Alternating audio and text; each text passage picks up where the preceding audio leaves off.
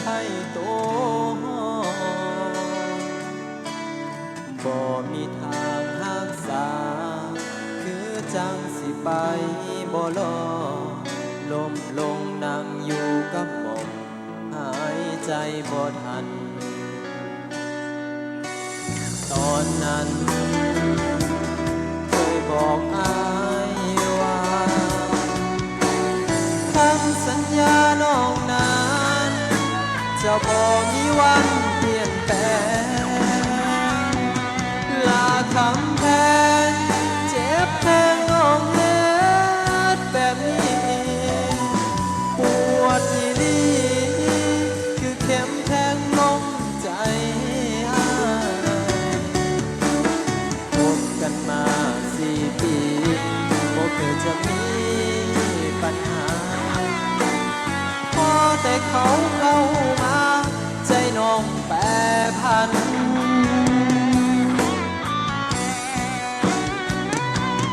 3 คำว่าเขาเลิกกันมื้อนี้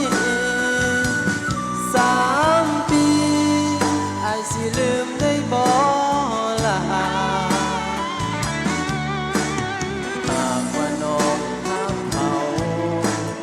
อ้ายก็สิยอมถอยห่างให้ถือว่าอ้ายหลงทางย่างเข้ามาทาง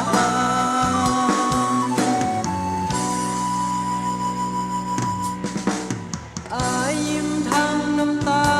เมื่อเจ้าเลือกเขาน้องบอกว่าหักเขาเป็นไปบ่ได้อดีตที่เคยผ่านมาน้องบ่ต้องเสียใจนับแต่นี้ต่อไปถือว่าเป็นกรรม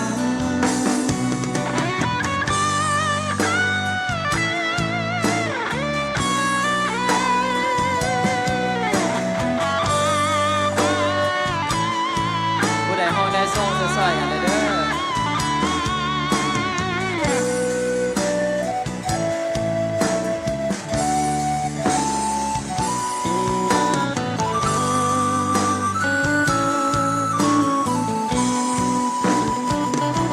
3 ค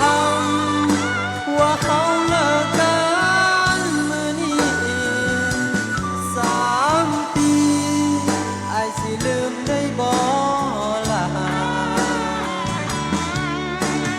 หากว่าน้องถามเขาอ้ายก็สิยอมถอยห่างให้ถือว่าอ้ายหลงทางย่างเข้ามาทาง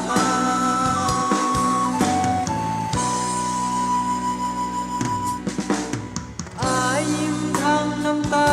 เมื่อเจ้าเลือกเขาน้องบอกว่าหักเขาเป็นไปบ่